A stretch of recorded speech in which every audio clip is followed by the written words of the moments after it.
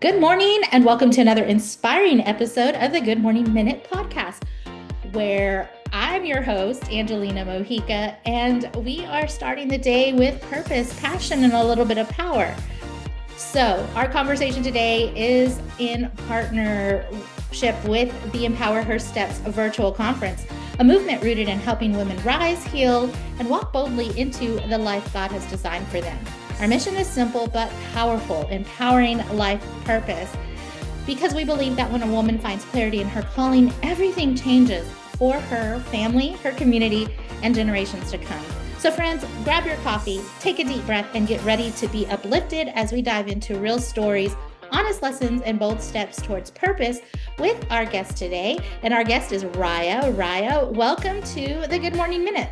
Hi, thank you so much for having me. I'm sorry for looking down. I just realized my phone is not on silent, so that will be very embarrassing.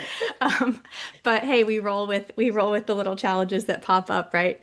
And just do the best we can. I'm so excited to be here. Thank you. Your mission strikes right to the heart of what I believe in, what I do in my work every day, and so I'm excited to join you. Thank you. Yeah, absolutely. I'm excited to have you. I'm excited to get to know you further through our conversation. But before we jump into that, I do like to start out with a little icebreaker just to kind of get us, into the flow of things. So my question for you today, Rya, is what's one small thing that always makes you smile? My 8-year-old laughing. Yes. Yeah, Okay.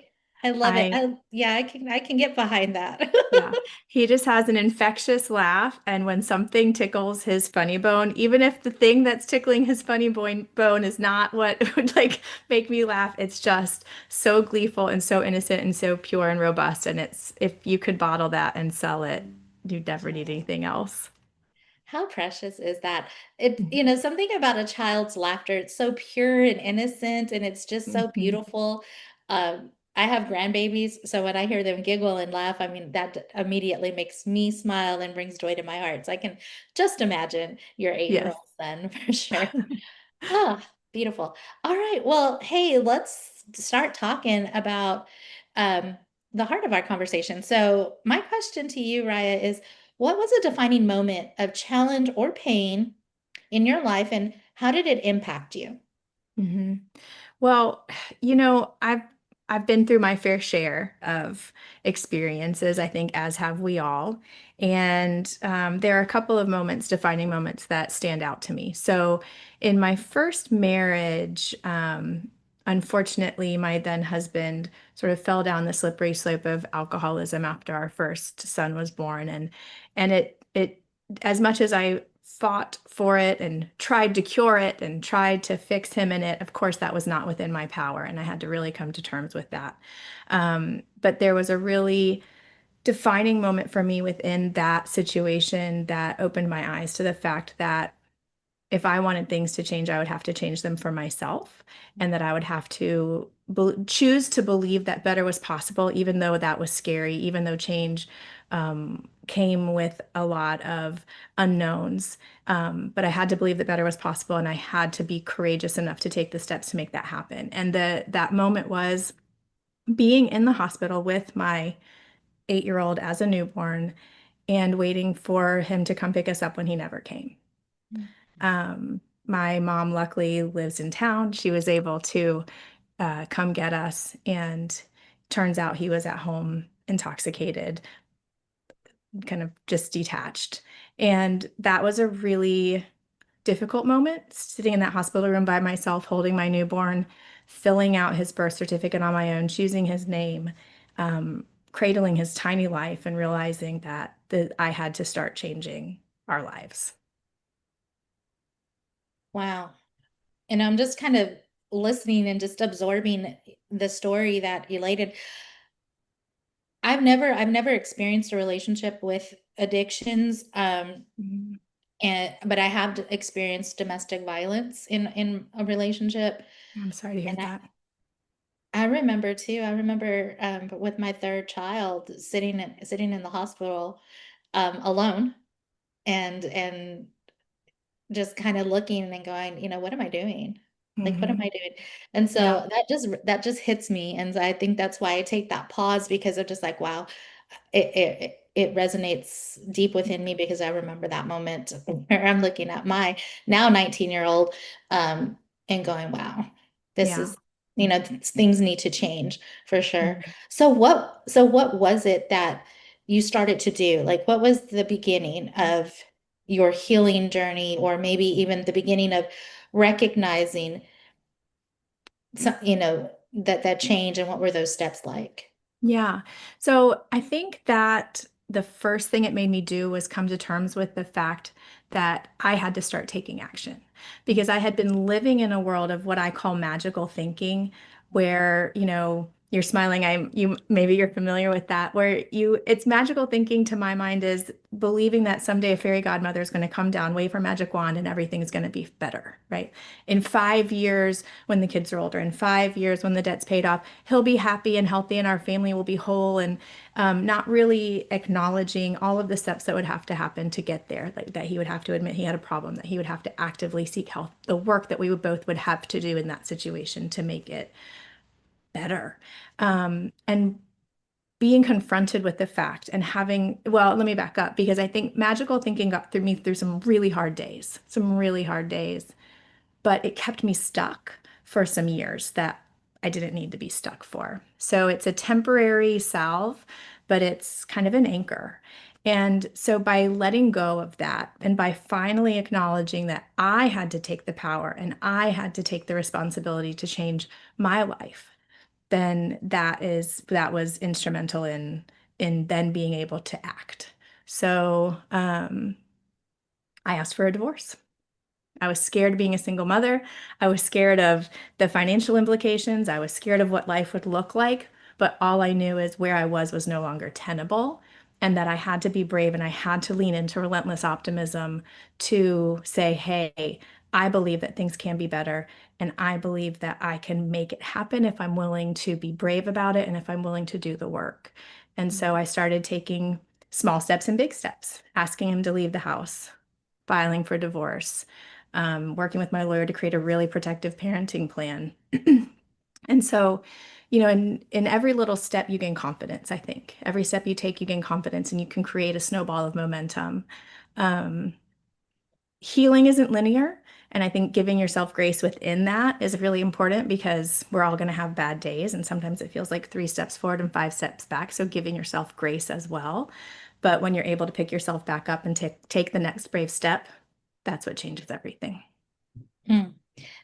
I'm just going to go back and kind of highlight a few of the things that you mentioned. So first of all, healing is not linear. Mhm. Um, it is flips and turns and twists and, loops and all the things. And it is a journey. So it's, when we're like, hey, I'm, in my healing journey, we need to realize too that it's a never ending journey, because once you become aware of the things that are holding you back, or the things that you're stuck in, that are keeping you stuck in Mhm. whatever it is that you're trying to get out of, Mhm. the healing is a journey that is lifelong.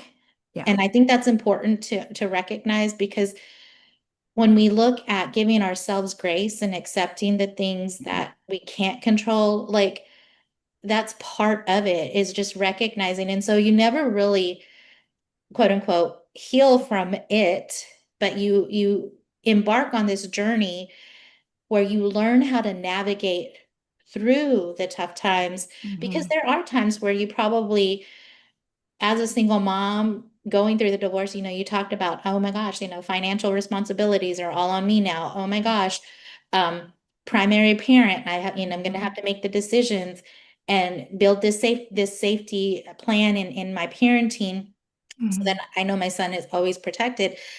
Like, those are things that could hold us up, and could keep us stuck, but we learn how to navigate through those things, so that Mhm. we're still pushing the needle forward, and we're still moving towards the direction that we want to go towards change, and we're not allowing the fear to keep us back, or even keep us in a relationship that we know isn't a healthy relationship. So I think that's Yeah. important to highlight. And then the word optimist pops Mhm. out because in your story for me, because as a single mom, sometimes we can't even take the time to think, what if it doesn't work? Yeah. It's almost like we have to be optimistic in the pursuit of the change. Um, Yeah. because we have that responsibility to the child that's looking up at us, right? For Mhm. me, I remember that being part of my journey as a single mother, and I Mhm. had three babies at that time. So I was like, I have to.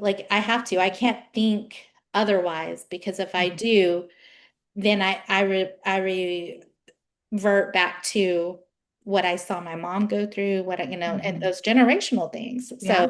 that's the thing that I'm trying to change. So I need to be persistent and also intentional when I do that. Mhm. I'm sure that was kind of your experience, but those are the things Yeah. that pop out for me in your journey. Uh, Mhm. so Yeah. my next, oh, go ahead. Sorry. No, I was going to say to your point, I say often you have to go through it to get through it to grow through it. Yeah. You have to sit in it and you have to allow yourself to feel it. Because if you bury it, it stays with you forever. Um, but yeah, it is important to give yourself that grace. But please, I don't want to Yeah, make you jump no, in. and I mean, yeah, go through it, feel it and stuff, because it also manifests when you think you're like stuffing it down and you're trying to Mhm. ignore it, it really just seeps out of another area in your life. Yeah. And Yeah. it manifests in like maybe another relationship, it'll pop up there because Mhm. there's just some discord going on and there's not quite, it's not quite aligned. Um, Yeah. so you really have to deal with it. Mhm. And You you're do. just Yeah. repeating things. And if you don't allow yourself to heal from it, you end up, like you said, repeating patterns, for sure.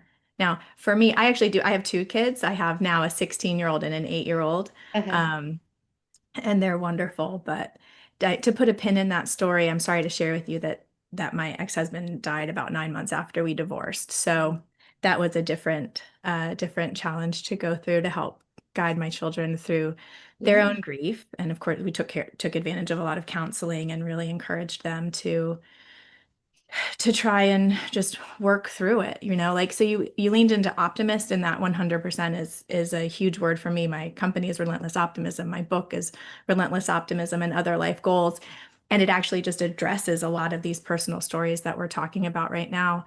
But for me, relentless optimism isn't about ignoring dark times. It's about acknowledging the dark times, and it's about making the decision to believe in better. It's not Pollyanna. It's not hope without action. It is actually a decision and an action and a movement. Mm. And the word decision is just like, it's giving me the goosebumps right now because, and I mean, we could talk all about decisions right now, but I think Sure. that's important. That's the important part of our healing Mhm. journey is deciding, because even when we're like, I don't know, hesitant to make a decision, Mhm. you're still making a decision. You're deciding not Mhm. to decide, right? So true. And Yeah. so I think that's important too, to kind of highlight for those that are listening out there. Like, you need to decide, and you need to, which it doesn't matter, fail, right, wrong. There really isn't anything that is right or wrong. You just Yeah. do, and you grow from it, because you Mhm. talked about that, Yeah. growing through the things that you go through. Um, and so, speaking of growing through the things that you go Yeah. through, when did you realize that your story, the challenges that you were facing, Mhm. through separation, through divorce, through Mhm. grieving, the loss of a life that you once knew, um, where did you realize, what, there's a story, Yeah. there's an opportunity behind all of these things? Yeah, well, it took me one more horrible marriage. Actually, I had to go through two of them. I had in the 8 years since the first divorce, I managed to get a first row seat in a master class to what it is to be entangled with somebody who I am not allowed to diagnose as a narcissist, but I can say has narcissistic tendencies. And when I got back onto the dating scene after years of being single or years of being married and off of all of that, and it was a totally different world. I didn't know that those types of things existed or people existed. I didn't know about love bombing and trauma bonds and gas how just muddling it is to be gaslit and manipulated and live in that fog. And so that was a 3-year experience. I do contend that the marriage should have been annulled because the person that I married does not actually exist. He was a figment of the other person's imagination.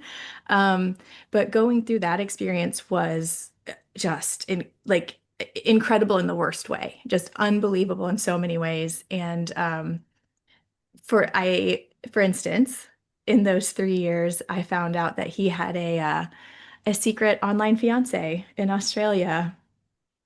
So that was exciting. He tried to cross the border into Australia more than once during COVID, and the Australian government is not easy to fool when they're in total lockdown, it turns out. So that was a whole experience. I do write about that in my book, but the getting through that, and also going through the fact that after we divorced, we still owned a business together. And so while I would recommend to anybody who is trying to sever or is embroiled in a relationship with somebody who has narcissistic traits or tendencies, I think no contact is 100% the best way to go with that. I wasn't able to because I had this business. Um, what that allowed me to do, though, is live in a place where I had to learn how to set boundaries and I had to learn how to get through that without the benefit of no contact. So it was about 18 months that we co-owned the business before I finally sold my half of it. And in that time, I started off with almost PTSD symptoms. If a communication would come in with his name on it, my heart would pound. I would get very anxious and very uncomfortable. Fight or flight almost was triggered immediately. And over the course of time, I was able to start prioritizing my emotional well-being instead of trying to keep him calm or keep him complacent because of the business, because there's nothing you can ever do to keep somebody calm or complacent, especially when invested in riling you up emotionally. So I learned a lot about setting boundaries and holding boundaries and making sure that I could keep, well, I couldn't control what he was doing or saying. I could control what I did or said. And the quintessential moment for me was receiving this 5-paragraph, rage-filled email that had very little to do with anything professional and simply replying, disagree, and moving on. And that moment where I was not emotionally invested, I was not worked up, I was just disagree and on with my day, I realized that I had finally and firmly come completely back into my own power, into my own self, and I was no longer being emotionally controlled or manipulated in any way, shape, or form by that person who had exerted extreme manipulation for several years. That was incredibly empowering. That said, I did realize that regardless, my piece was worth more than a paycheck, and I sold the business, and that really opened up the door for me to start pursuing my other dreams and passions. But that's kind of a long-winded answer to say, having gone through the first marriage and the challenges of being married to somebody in active addiction, and then the second experience with the controlling and trauma bond and gaslighting and love bombing and all of those things, combined with the sort of Netflix worthy online affair, and then having to like go through really wresting myself out of a business and regaining my power in a very intentional and difficult journey. I got to the other side and I thought, so many of those experiences were incredibly isolating. Um, with the first marriage, I came to understand that in his intoxication and in his anger, he was actually emotionally abusive. I didn't know how to call it that at the time, but in hindsight, that's definitely what it was. And then, I won't reiterate the story I just told. I also had an IVF journey in there. And so all of those experiences can be incredibly isolating. Um, but I started slowly sharing my story with close confidants, and I started slowly talking to other women in my life. And it was amazing how many people, when I would share a vulnerable story, would say, "Oh, me too." Whether their story was the same or not, the emotions, right, of going through trauma and turmoil are universal. And so everybody I talked to said, "Oh, me too." And we would have these deep conversations, sometimes tear-ridden conversations, and come out of it and say, "Why didn't we ever talk about this before?" Mhm. And in building those conversations and in building those connections and in coming to friendships more vulnerably than I ever had before, I realized that we all go through challenging situations and circumstances. And again, they can be so incredibly isolating. And I thought, if I can share my story on a bigger platform and reach somebody, even just one person who I may not ever come across in person, and maybe just hold out a helping hand and say, hey, you are not alone, and there is hope and happiness on the other side, then it would be worth it. And so that's what led me to want to share my story. Yes, girl. I'm like, yes, yes, yes. Like I'm wanting to clap. No, but it is so true because there's a lot even when I share my story, um, whether it's in a conference, setting or whatever, I have those Me Too moments too. Mhm. But I mean, that's the thing because I think historically, and I'm going to go back to your magical thinking because when you Mhm. said that to me, immediately my mind goes to Disney, Sure. Yeah. the Yeah, Walt of course. Disney The fairy videos. godmother with the dress and the Yes, wand. Yeah, the guy on the white all of it. horse and is going to rescue you but Mhm. that's the thinking that was programmed into Mhm. our young minds as young Yeah. ladies and growing girls that this is what romance is. This is what, Mhm. love is. This is, and at least for me, that was my Yeah. experience. And I'm like, well, dang, when's the knight in the shining armor ever gonna get here Mhm. and rescue me? And so it Yeah. just gives you just that false thinking of what life is like. And so stepping out of that and being able to share the story that you have and with others, because we don't talk about it. We were told Mhm. historically you just deal once you get married, it's for life. That was Mhm. my mom's Yeah. parenting for me advice. Mhm. It's for life, and you deal with whatever comes Mhm. at you, And don't and air your dirty laundry, quote unquote, all of the right? things, it Which, stays at what happens at the house stays at the house, like mhm. all of those things, and we're taught to be silent, and Mhm. I think that's why. We hide behind the doors, we hide behind the windows, and we're in this house that may look pretty outside, Mhm. but there's so much going on inside. Mhm. And until we start saying, you know what, enough's enough. This Mhm. is this is what it is. This is the things that I've gone through. Then we're free from judgment. I mean, at least I am. I mean, I truly am a believer that the truth will set you free. And once I started to step into that, I was like, wow, I no Mhm. longer have to carry the burden of shame, guilt, or any of that stuff. I mean, Yeah. it's no longer, the situation. And I appreciate that because when you're talking about, it took me another marriage, it took me another relationship to figure it out and start stepping into my power again and Mhm. earning that back for me and standing on my feet. Um, I mean, me too. I did it 3 times. So but Yeah. so many people look at that and they're like, "Oh my gosh, 3 marriages, 3 divorces. Wow." But it doesn't matter because I wouldn't be who I am today. I wouldn't be the person helping others through the Mhm. story if I hadn't endured it. Yeah. Yeah, I'd say I wouldn't wish some of my experiences on my worst enemy, but I would never go back and change them Mhm. because they made me who I am and I like who I am. Um, and to touch on something you said, yeah, we are kind of taught to stay silent and to not share the harder parts. It's like we post all of these amazing, happy, smiley pictures on social media, but our homes can be in utter turmoil. And I think that's part of what is so isolating about it is we see these pictures of people's supposedly perfect lives and go, oh, everybody else is happy and having these amazing family vacations but me. Or like if you're going through a fertility journey, like everybody else is having these babies but me. And there's an everybody else but me element of that. And there is a fear of when you are vulnerable, opening yourself up to judgment. And Mhm. I had to come to terms with that because there when you write the book, you could be very brave, but when you're about to hit publish, that's a whole other level of scary because you're like, oh, I'm really going to put this out there. Like I'm Yeah. really going to put this out there. And I had to come to terms with the fact that the people who knew me and even knew me in a different context, in a professional context, would accept that there are more sides to me than one because we're all multifaceted people.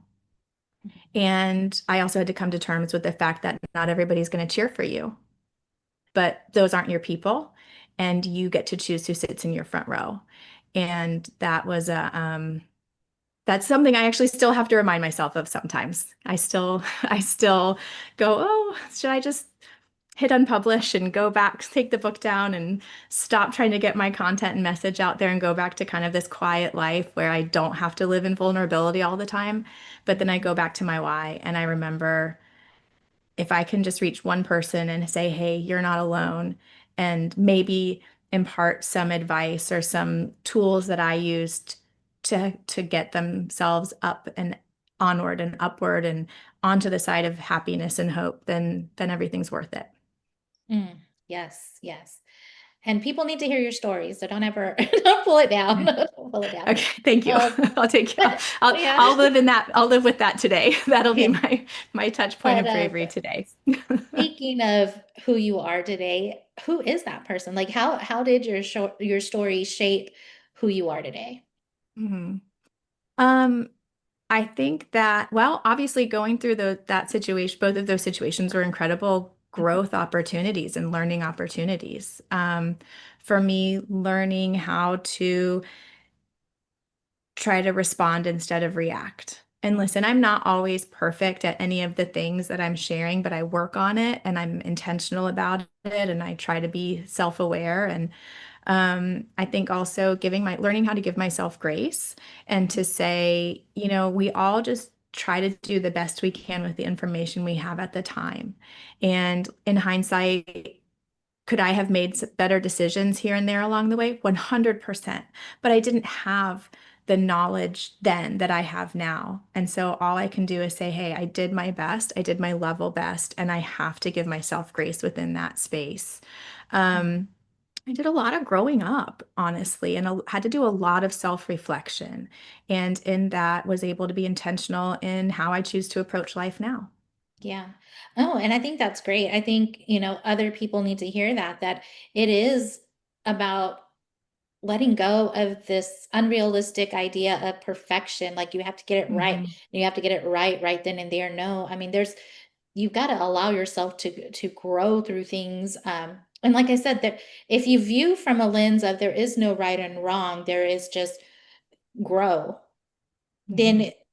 the failures that you encounter, and I'm using that word loosely, but like the failures that you encounter are just moments of opportunity to learn and grow from, right? Hmm. And if Yeah. we don't risk and we don't put ourselves out there, then we're never going to allow ourselves to experience anything, and we never grow. We remain the same. We stay stuck. Hmm. Yeah. I think I say sometimes that, we all face challenges and we all face hard times and dark times. But Mhm. what if the challenge that you're going through right now is actually not life falling apart, but life falling into place? What Oh, if this detour that you're experiencing is the destination? And we just have to kind of go through it to get there. yes, yes. It's just it's a shift. It's a shift. I think Mhm. yesterday I had a person on the podcast who mentioned, you know what? It's if you think you can, you're right. If you think you Mhm. can't, you're right. So it's just the lens that you're looking at, because either way, you're right. Um, Mhm. so Rya, if someone is sitting there, maybe listening in their car, going, you know what? I'm in this in between. Like, I don't know if I should take the step forward or just, not. What kind of advice do you give that person? If should I take a step forward or stay where I am? Hmm. Yeah. It's impossible for me to answer. I can't say, hey, friend sitting in your car, you should do this, because I don't know what situation they're in and I don't know what Hmm. they're going through. But I would say in that moment, start reflecting on who you want to be, and where you want to be. Like, envision your life in 5 years. What does that look like for you? What do you want that to look like? Do you want to be somewhere professionally? Do you want to be somewhere in your family? Do you want to be happy? Do you want to be fulfilled? Do you want to be in pursuit of a dream? And it doesn't have to be big. It doesn't have to be like massive or life-changing or intimidating. It could be, I want things to be just like they are, or it could be like small tweaks. But only you know what you want your life to be. So if you can have at least a semblance of a vision, like for me in my first marriage, it was I want my home to be peaceful and I want my home to be healthy and I want my kids to be happy and in a stable environment. Mm, And so when I realized that, I couldn't reconcile where I currently was or the marriage that I was in with that mm, future. And that's when I realized I had to end that marriage. mm, So take your vision, your broad strokes vision of where you want to be, look at it through a realistic lens of where you are and say, hey, the situation that I'm in right now, can it grow to where I want to be? Really just do some reflecting on if your job can get you where you want to go, if the partner that you're with can grow with you into that dream or that reality. And I mm. think that reflecting on that path will be helpful in you deciding what change may need to happen or what work needs to be done, if any. Yeah. No, I think that is great advice, is always to go back to what is it that you're trying to create for yourself? What Mhm. is it that you want to see in your life? Because we are definitely creating all the time based on what Mhm. we believe about ourselves. So Mhm. really reflecting and looking inward, I think is the way to go, because then you can assess like Mhm.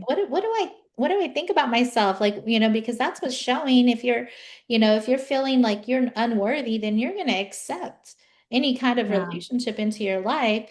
And it's Yeah. going to lead into, just consistent turmoil, because you're just Mhm. reaffirming that you already believe you're unworthy. So anything that you step into is going to affirm that belief. So until you change that belief about yourself, and where Mhm. your direction of life will never change until that Yeah. changes. So reflection is always a great Mhm. starting point.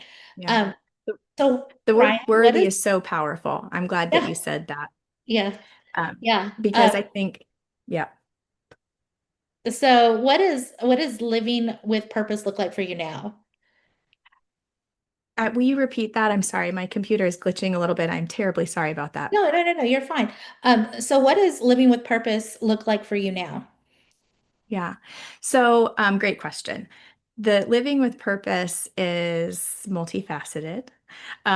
So we talked about, what is the vision, right? So I have a vision of where I want to be in a few years. And I'm a big believer, kind of to tie both of those together. I'm a big believer in being kind to my future self.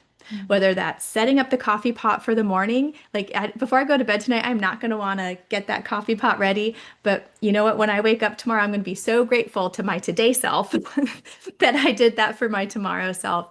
And I extrapolate that out into bigger steps, right? Like who do I want to be in 5 years? Where do I want to be in 5 years? And what are the steps that I need to do today to chase it, right? There's no better time to start than today. mm, Whether you know where you want to be or not, whether you know exactly how that's going to look, whether you feel 100% prepared. Actually, nobody ever feels 100% prepared. Nobody is ever 100% prepared. You just have to make the decision to start going there. And you're figuring it out along the way. So for me, purpose is really working to, again, stay courageous in what I'm trying to do and build, and stay courageous in promoting my book, stay courageous in trying to launch a speaking career because I feel very passionate about sharing this message. And so, continuing to find platforms and people to talk with and try and help as many people as possible feel empowered and feel worthy and know that no matter what you're going through, you are not alone. And so my purpose is really just doing my best to show my kids what it is to chase a dream mm, and to try to continue living within my why. mm. That's so beautiful. And I mean, it really, all you can do is give what you can give to your Hmm. day and try Yeah. again tomorrow, right? Yeah. It's just being better than you were yesterday. So I Hmm. like that you're like trying my best, because I mean, Yeah. that's really what it comes down to. Yeah. Um, And just like to put a little like, yeah, you know what? yeah, Sometimes my best is very tired and like all I can do is respond to the emails and keep up.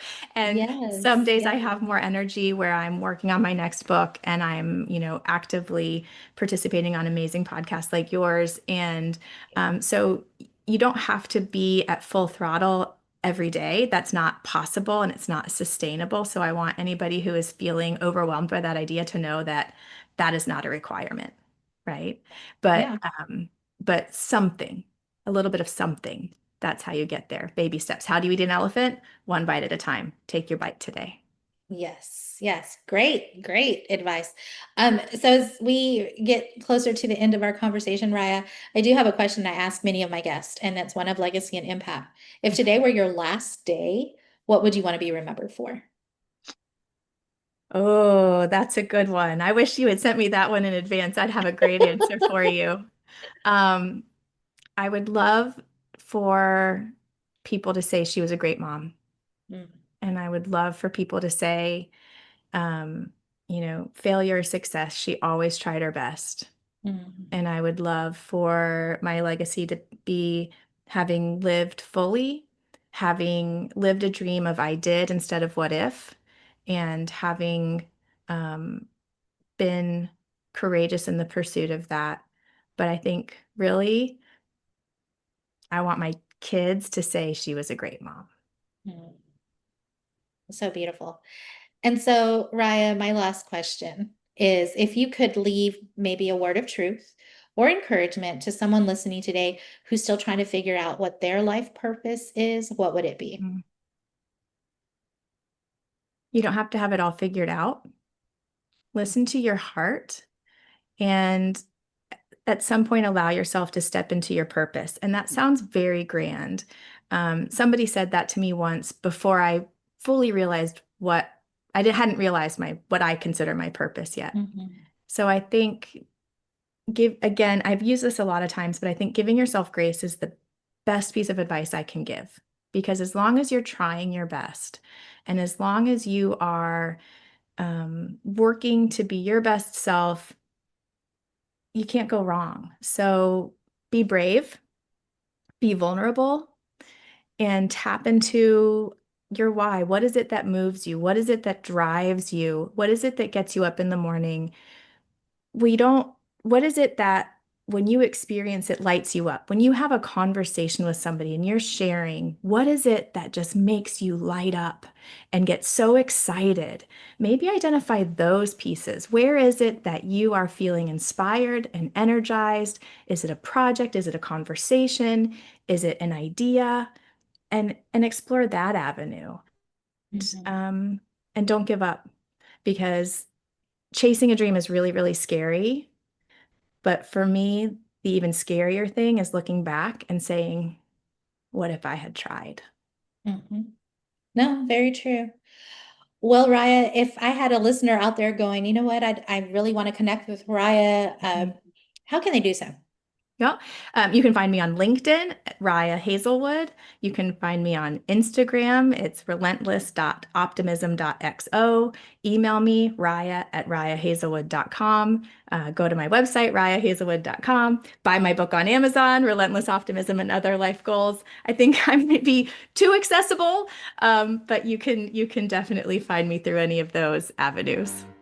Wonderful. Well, Rya, I want to say thank you so much for sharing your heart, your story, and your light with us today. It's conversations like this that remind us purpose is not about perfection, it's about showing up, growing through the things that we go through, and trusting that every step matters. Here at the Good Morning Minute and through the Empower Her Steps movement, we believe every woman has a purpose worth discovering and a voice worth using. So wherever you are, friend, today, remember your purpose is powerful and you're not walking alone. So until next time, keep rising, keep trusting, keep walking boldly into the life God has designed for you. I'm Angelina Mojica, your life coach, sending you much love, much peace, many blessings.